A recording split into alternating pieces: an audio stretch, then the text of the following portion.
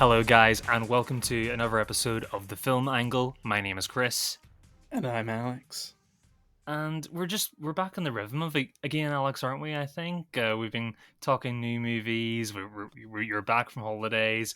There's a lot of stuff coming out now, and we're sort of like getting a bit more out of that crappy summer phase at the minute. Yes, out of the summer into the kind of the award season fair. Yeah, There's good stuff in the cinemas. There's good stuff on TV. yeah.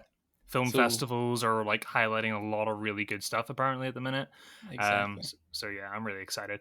That being said, nothing I watched this week was Wasn't it? awards season type films. So I don't know why I said that, but I just there's a lot more going on, and I think it's only about to get bigger soon, right? Yeah, absolutely. I mean, like obviously we got like re-releases a lot of at the minute. I mean, I managed to catch up with Poltergeist, a movie I had never seen before. I've A not seen classic. Poltergeist. I know it's like one of those classics. You're like, I just need to get around to, but you never have for some reason. So it was really good to have an excuse to go see it, having its 40th anniversary. We went to see that in 4DX, which was a really interesting way to watch a horror movie. I've never seen a Wow. horror movie in 4DX, um, so it was really cool. But What yeah, we is got. what is the 40X experience like? I've not done it. What I is it? I Is think it it is it worth it? It definitely was for us with our subscription that we've got with our cinema. It was they were doing a promotion where 40x screens were the same were free essentially, so it wasn't a surcharge like it usually was. So it was like Gotcha. why not? It's absolutely it's for free. Why don't we go see this in 40x? The only other film I've seen in one of those screens is Frozen 2. Whenever that came out, so those are my two experiences. Very different. But I think it Cold and depends. wet. Old and wet. One's cold. I I think said cold and wet. no, they don't actually. I don't think they changed the temperature or anything. But it is really really funny. You go into it and you feel kind of there's a sense of silliness. You're like it takes you both out of the movie and puts you in at the same time. It's immersive, but like when a movie doesn't know what to do with it sometimes the camera in a movie like Poltergeist isn't really moving that much. It's kind of Mm. stationary and you got more talky scenes. So they compensate by making the seats follow the traction of the camera. So say like a dog is walking from the kitchen into the living room, the camera just like moves with the dog and you feel kind of silly. Being in that sort of motion, but moments when it's like full, everything's going crazy in the house and ghosts are coming out and Yeah. the camera's flying everywhere, then that's pretty fun. But yeah, it's definitely worth checking out anyway. I think I'd love to do like a big action film in one. Yeah, I think that would you be need the to way do to like a go, big dumb right? movie. Yeah, Yeah. like a Jurassic World type of Star Wars movie. It's perfect for, I imagine. Yeah. Yeah, definitely. And when you say 4D, have you got the 3D glasses on, I'm assuming as well? No, that's actually neither of the movies I went to see in 40x Ah, okay. were in 3D. I We don't know, I we are assumed it would thinking of have that dimension as well. Don't know Well, why. we are thinking of doing the re-release of Avatar. They're doing a 40x 3D screening, so we're thinking of maybe checking that out next week if we feel up to it. But yeah, it does have 3D option. That's a good idea. Apparently, they fully remastered that Avatar film. I was seeing the other day Mm. for like they did press screenings for it, and people weren't allowed to use their phones or anything like that. And it was just like this is a film that's like 10 years ago came out. Um, what's with all the secrecy? But apparently they've like really like remastered it a little bit and kind of really brought it up to you know the standards of today's projectors and stuff like that. So they've tweaked it. And also, I heard that they're going to be showing extra promotional material for Avatar: The Way of Water, just Oh, for that would these make sense. screenings. Oh, that might make Um, sense as to why the phones. I was thinking like, all right, it looks better resolution. You're not going to pick that up on a phone, but yeah, the previews for the next one that would make sense. We must be yeah. due another So trailer soon for that one. It feels like it, right? I mean, the first trailer didn't even feel like a trailer. It was more like a showcase of the visuals that you'll be seeing in this movie. Yeah, if that makes sense, it kind of wasn't like a traditional teaser. So I think Yeah. we are definitely, yeah, we must be. I think we're. I want to see an Indiana Jones trailer too. There's loads of things I want to see. Yeah. I When think is that Indiana they've got. Jones though? Is that next year? I think yeah, it's next year. Is I it? think it was originally planned for the end of this year, but they've pushed. I don't know why they've pushed it back or something, but I think Yeah. they're fairly confident in it. So I don't Did know you why. see Harrison Ford like tearing up a little bit in Yeah, which is strange for D23? him.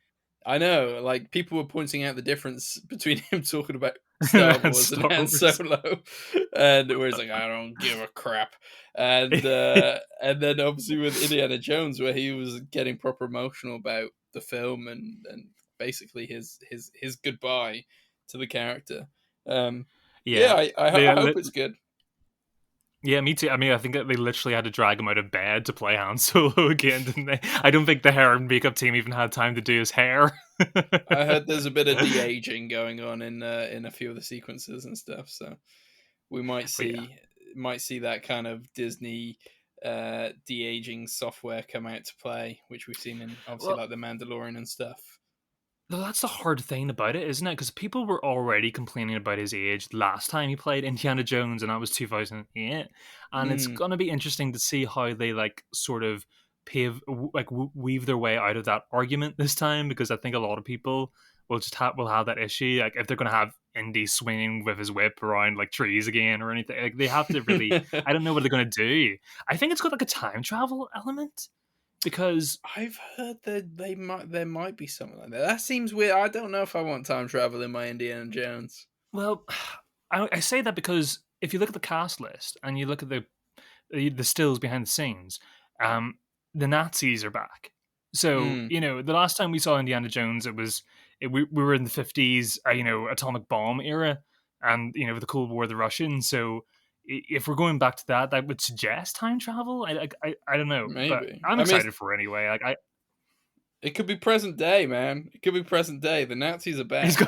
got, he's got dementia, and he's just seen visions of Nazis and past adventures and things like that. That could be Oh, sorry, I something. was trying to be political.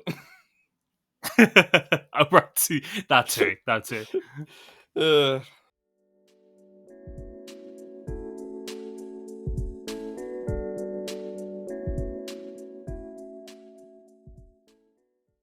So I mentioned me and my partner Lauren. We went to go see Poltergeist for the first time over the weekend. It's 40th anniversary, and actually quite a surprisingly big turnout. There seems to be like a lot of love out there for Poltergeist. I know it's kind of doing quite a few screenings over these 2 weeks, and yeah, I gotta admit, I found love as well there. To be honest, it felt like a classic that I knew but I'd never seen before. It's really strange. It feels like it should be in your data bank of 80s horror movies along with Nightmare on Elm Street and or even things like The Goonies. It's got a really it's got the horror elements in there, but it is also surprisingly quite a light movie.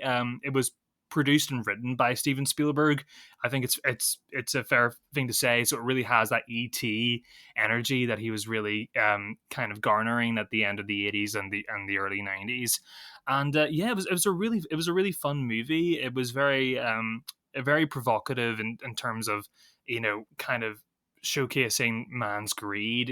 Building suburban homes and building homes over the dead and what happens when you disturb the graves of people in the past and what happens to their bodies. And it's surprisingly very very thoughtful as well, which I wasn't really expecting. It has some moments where it's not just like a fun house where it's going boo at you every 2 seconds. It takes a moment to kind of respect the afterlife and why poltergeists are here and everything. But it was a really fun movie. I wouldn't say it was outwardly scary, but I had a lot of fun watching it, and that's kind of like that's the main thing. It was a good 80s popcorn flick, and having that extra layer of having a 40x experience, having the smells pumped in, water splashed in your face, and being chucked about over the place was pretty ooh, fun. what kind of stuff do you smell? Well, it's really weird. The whole plot kind of centers around the young girl. She's being sucked in by the TV. A poltergeist spirit has taken over the house, and he plunges her through the TV and keeps her prisoner in there. And the family bring in a team of mediums to come in and try to exorcise the house and get the poltergeist to release her from the television. And the mother is in distress, and she's going crazy. She's like picking up clothing and going like, I can still smell her. I can still smell her. And they start pumping in a smell during that part of the movie. It's like the audience can also share in the smell of the disappearing 6-year-old daughter. It's a really strange way to utilize that device, but they have to find it somewhere in the movie, and that's where it was, I suppose. Interesting, very interesting. I'd love to be the guy who programs in how the seats move and all that kind of stuff to the film. Just sitting there going like, oh, this would be a good moment to splash water on people. Yeah, yeah. Oh yeah, Yeah, I'm and gonna add a you get smell in here and stuff. yeah, you get also in the back headrest, you get like pockets of air that like are pressurized and blow into your side of your cheeks, and you also get like those plastic tubes that like whack your feet whenever Oh like a yeah, jump scare happens, and it's quite fun. that's hilarious. I remember when I was very young, we went and saw Honey I Shrunk the Kids. It was like a Disneyland ride in like Mm, Disneyland Paris, and yeah. I had to leave. I was too scared of all the kind of things happening around me. Well, that movie was like really scary to me as a kid. Seeing those giant insects, I don't know if they had that in the ride. Did they It like was like that? a Those creeped me out. it was like a brief. I don't know if it might have been a sequel to the film. It was more like a 15-minute like brief thing rather than a whole film. But you got Mm. the whole 40x experience, like rats running underneath your feet, but it would be just like probably pockets of air or something, water being Oh, splashed in your face, all that kind of stuff. Freaked me right out. But yeah, did you I was a did you bit ever? younger. You went to Disney World, haven't you? Yeah, Florida. I don't know Yeah, all in the different. Florida. Yeah, Florida. Yeah, yeah. I've been to Florida, Disney World, Florida. Yes.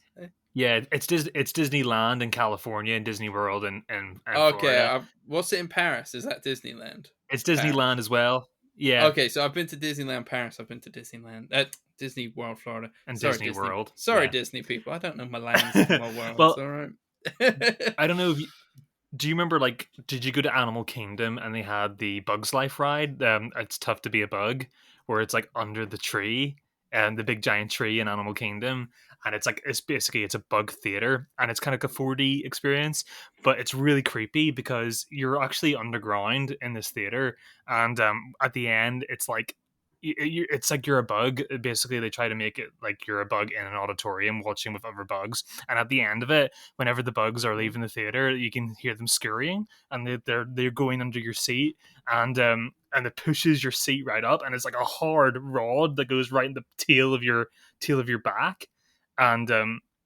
it's like the most shocking thing. I remember the first time I was bruised by it for like weeks, but yeah, that was probably the worst thing I've ever had 40x wise, but it was pretty cool. I don't remember. I don't remember. I don't remember the Bugs Life ride. I can't remember that one. Sounds cool though. And that was Disney. That was Disney World. That was Disney World. That was Yes, Disney the World. one. God, honestly, all the Maybe I Disney didn't then. fans would be. This is like basic Disney fan stuff, I'm Alex. sorry. I'm sorry. I mean, that was Disney World was probably the more recent one. I'm trying to think, probably like 10 years ago, but I don't really remember that Hmm. one. Yeah, I don't really remember that one. I imagine it's an older one too, because Bugs Life was out Bugs what like Life. 20 Yeah, years yeah, ago. yeah, yeah, yeah. Definitely. Hmm. Not Talking a true of fan. bugs, Yeah. and bugs live in wildlife areas, Oh, and right. Okay. this is my Yeah. segue. This is my segue, and I watched a film.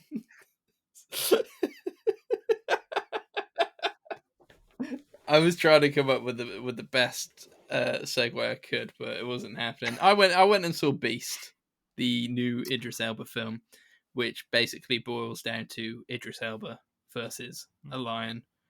Um, Is he a genie this time? no, not a genie in this one. Not a genie Okay. in this one. Okay. He's a widowed man with his two daughters.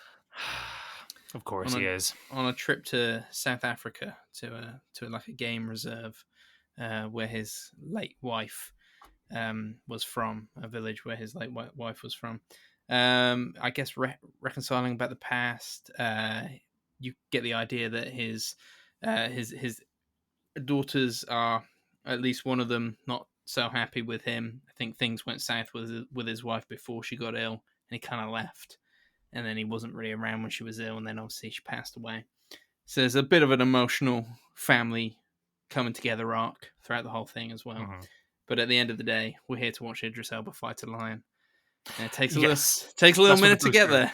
Takes a little minute to get there. But Idris Elba fights a lion. It is cool.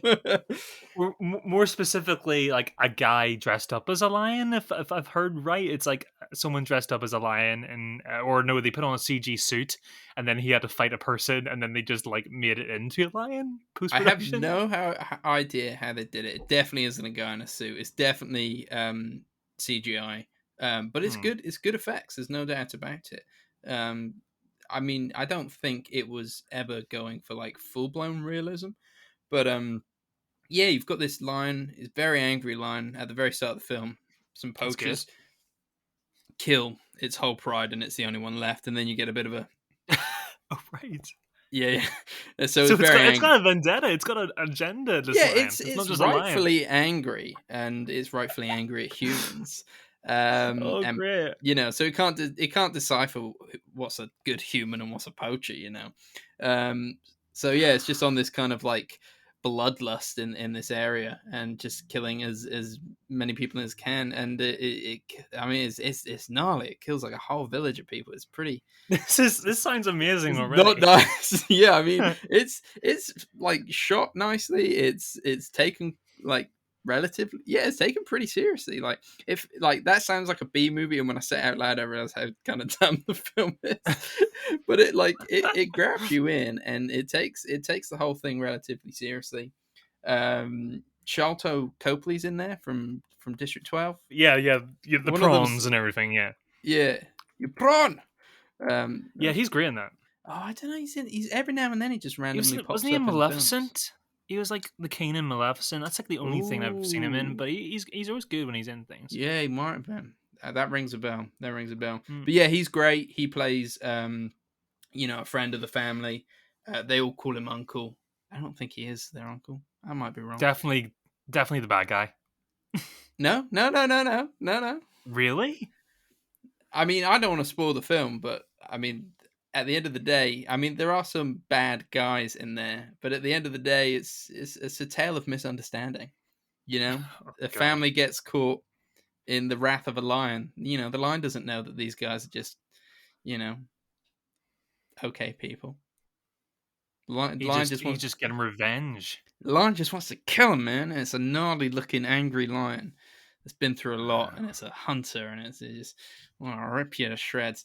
But yeah, I mean, like it's kind of very B movie type plot Mm, with a bit of an emotional undercurrent for the human characters.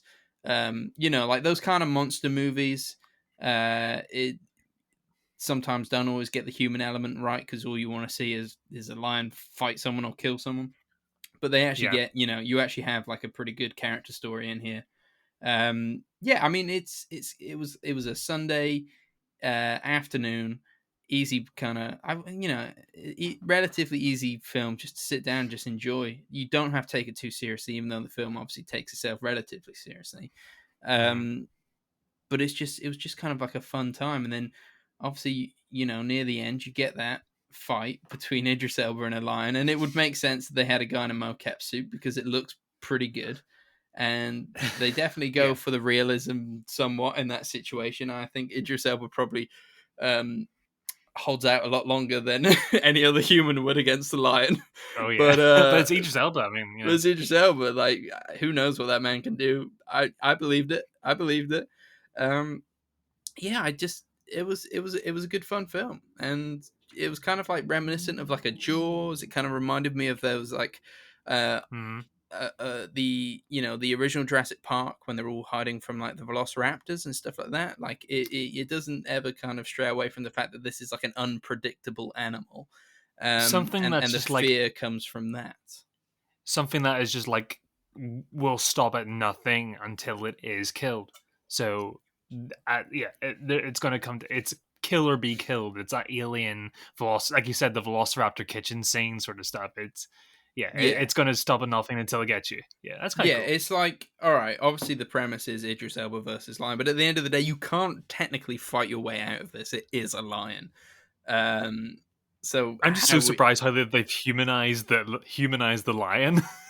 It's like he's came home from work and he's wearing his 3-piece suit and he's got his briefcase in his hand and his whole family are murdered. well, they And take you he on a bit of a quickly history lesson with some other lions, and like these lions won't attack unless provoked, and you're in their area and stuff like that. So a lion going out of its way to kill people is seen as like, mm, oh, something weird's going on here. So obviously, the very opening scene is the weird thing that's gone on.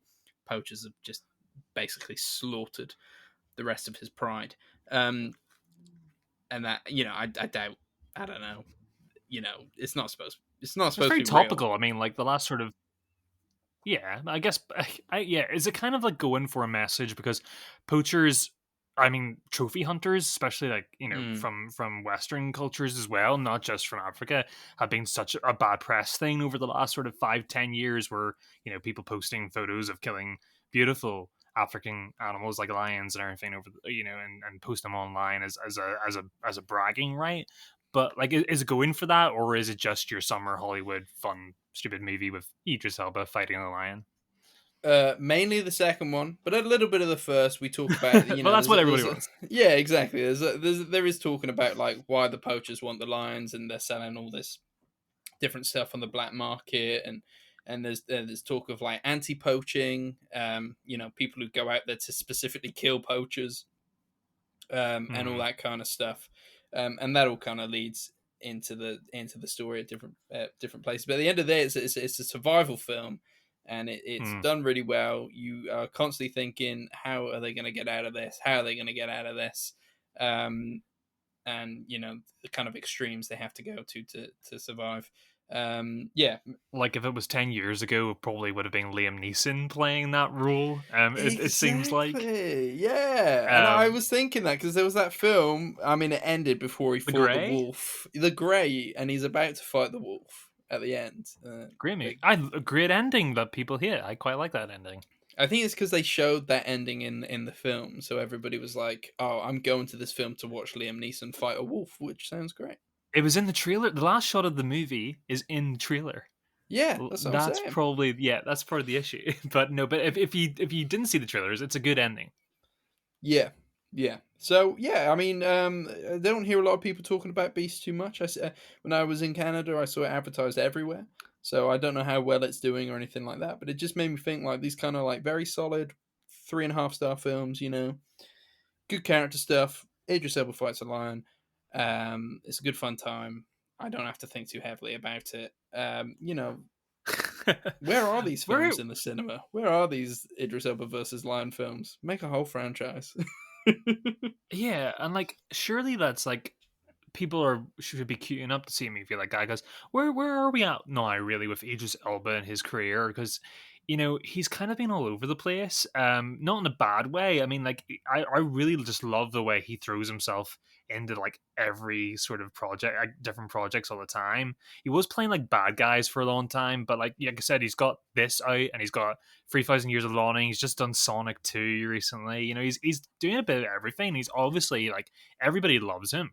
Like Well, he's I one of the think most TV knew how to handle him better, and that's why you had him as an excellent villain in The Wire as Stringer Bell, and then you had him yeah, that kind of play the launched kind him. of rogue hero in Luther, and Luther, yeah. trying to translate that into the film world. Like you said, he's played a mix of those characters, but not. He's never really been given the reins to a big franchise.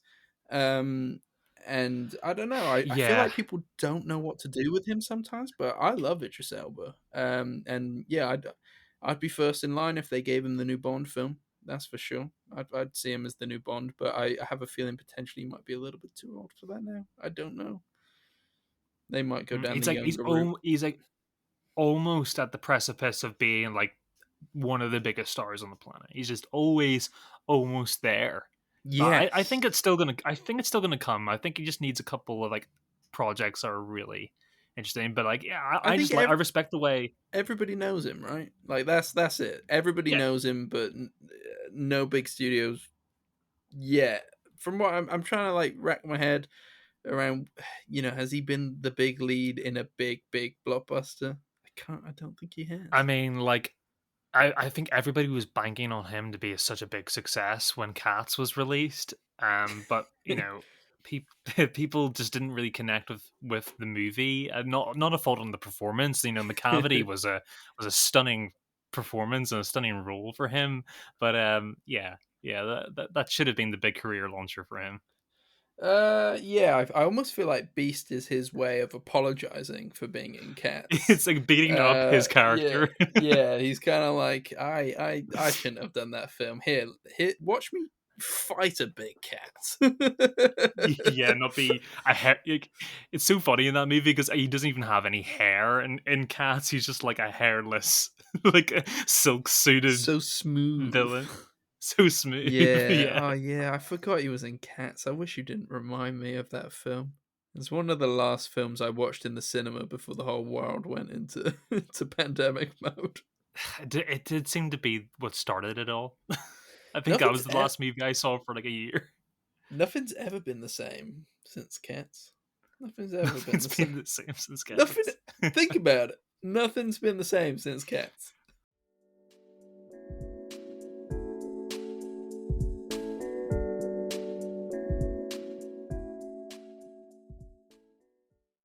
Yeah, so I went to see The Woman King. So this kind of follows the story of the Agoji, which were these group of women. They're like a female warrior unit who protected this African kingdom of Dahomey, which in the late 1800s was kind of involved with the slave trade, and the movie sort of portrays it as them sort of being under the thumb of Western rule and kind of trying to kind of leave that and go into more farming and be a bit more self-sufficient and give more back to the African people, but they're really struggling. There's a real pull from the Portuguese trying to keep them from doing that, and it really starts an all-out war. But it focuses on this warrior tribe who history sort of tells us that in Africa, this woman tribe were actually kind of the fiercest warriors in that sort of African history, and they were really well revered across Africa. I think even before they fought in wars, they were originally elephant hunters.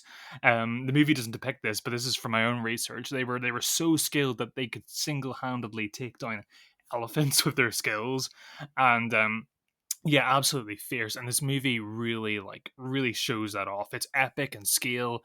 It's beautiful to look at. It really kind of depicts Africa in a really kind of realistic way that we haven't seen too much. It's I mean, have you ever seen many historical epics set on African tribes? I can't really think of any.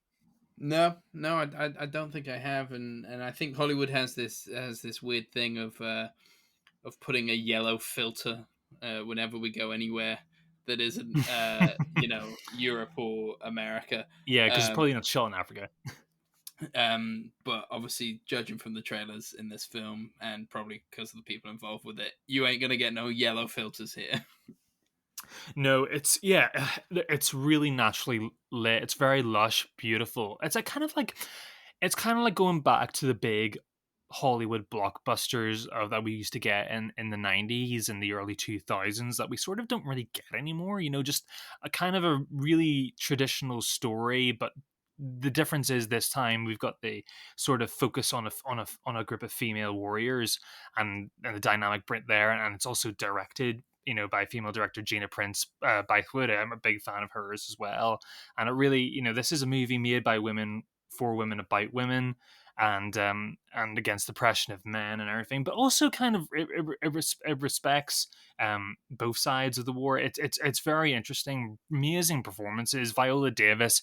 I mean, have we ever got a bad Viola Davis performance? I mean, she absolutely rules in this, and it's the control that she brings to the character. She is the leader of the Agoji. She is kind of she is the head of the tribe. She's a very skilled, experienced warrior. She's quite stoic. She's got a lot of she's had a lot of experience. She's got a lot of scars over her body, and everybody seems to respect her. Even the men in the tribe and the king seems to really trust her opinion, and she seems to have earned her position. It's quite far into her career, and it is. We also follow the POV of a young character called Nawi, who has been basically given up by her adoptive father after a string of failed attempts to get her to marry arranged marriages with older 50 something year old men, which in itself is quite unpleasant, and she kind of resists against that.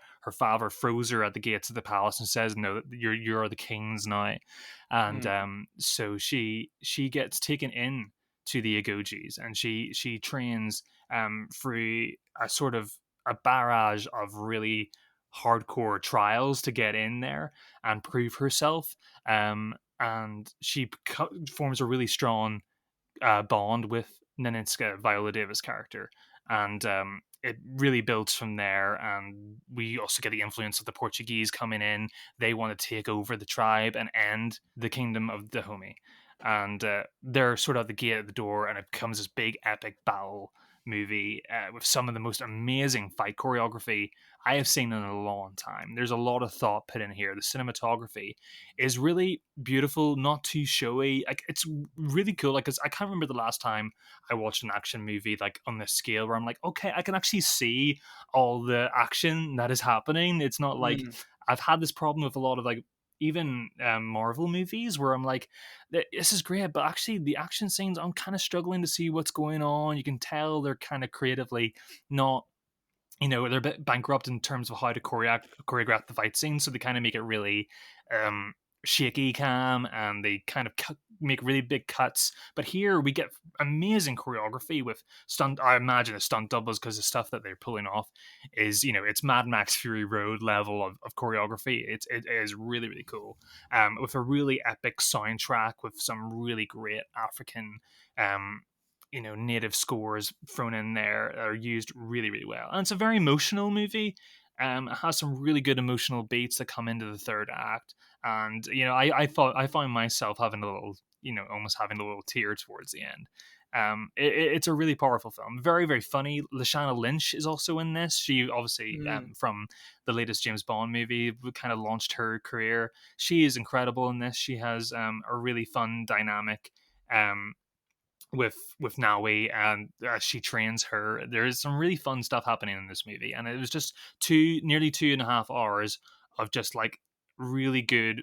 I haven't seen a movie like this in so long. It was like one of those ones that really got you into movies. Those big epic movies like Dances with Wolves, or Glory, something that you could just sit back and you're like, right, I am watching a proper movie. And you know what? Like I said in my Letterboxd review, Avatar is being re-released for 2 weeks, but don't sleep on The Woman King, because it's definitely worth seeing, and I imagine that a lot of people will be skipping it to go see Avatar. So please don't do that. This is definitely worth your time. Yeah, yeah, that sounds great. I mean, you've sold me. It was a film that was on my radar, but I didn't know much Mhm. about. Yeah, between yourself and your glowing review and John Boyega, I was listening to him on a Oh, podcast he's the other great in day this too. chatting about it. Who does he Mhm. play? Who does he play? What's his character? He pl- Or he pl- uh, he plays the king of Dahomey. Yeah, and he's great. He has oh, quite a few right. scenes in this. He's not only in he's in throughout the whole film, and he really sells the regality really well of a king. Mhm. He just holds. He has such a poise to him, and it's great to see him play a character of maturity. And yeah, he's really good. And he plays a character who is quite level headed and respects his generals and makes really interesting decisions and is dynamic. And yeah, he sells that really really well. I love seeing John Boyega on screen, and it feels like we Yeah. haven't seen much of him in a while. No, he has such a good presence, and yeah, Mm. just hearing him talk about the film the other day, on I can't remember what the podcast was called, but it was just, Mm. yeah, And he's so excellent linked and hearing him be so passionate about his passionate about it. culture. So and yeah, just so passionate about who he's helping, kind of bring Mhm. up and kind of who he wants to see represented on the screen. It's really really good to see. But I mean, I only knew John Boyega was in it recently. This film's not about him, clearly, at the end of the day, and Viola Davis is the big star, and yeah, she looks like she's gonna do an incredible job. So, yeah, I definitely might be going off to see that one.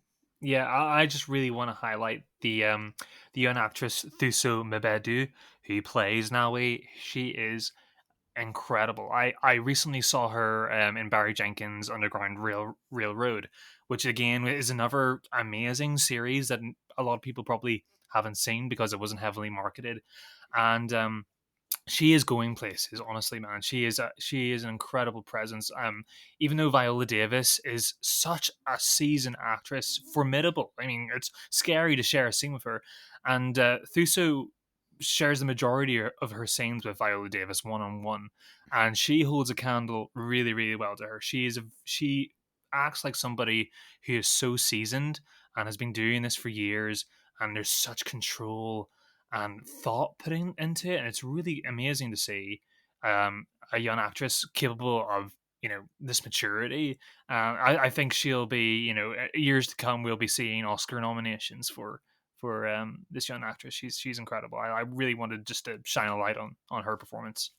By the time this podcast comes out, it'll be a week away from the release. I think Yeah, it comes out on the 2nd of October October, 2nd. so Yeah, maybe just under a week. So yeah, sounds like myself and everybody listening should be off to go see The Woman King. not in 40x though. IMAX? IMAX definitely. Okay, nice. I think that kind of brings us to a nice close for this episode of The Film Angle. Um, Everybody go see The Woman King, as we said, and Beast Yes, it rules. should hopefully still be in cinemas. And if you fancy switching your brain off and watching Idris Elba fight a lion, I know I've probably said that more than anybody's ever said that on a podcast before, but Idris Elba fights a lion. Go watch it. What's not to love? It's a pretty What's not to decent love? film. Yeah. What is not to love? So yeah, that's it for this week's episode. Make sure you like us and subscribe to us wherever you can. Rate us where you can. Tell your friends and family about us and anybody else who might be interested in the film angle. So I'm Alex. And I'm Kris. Good night.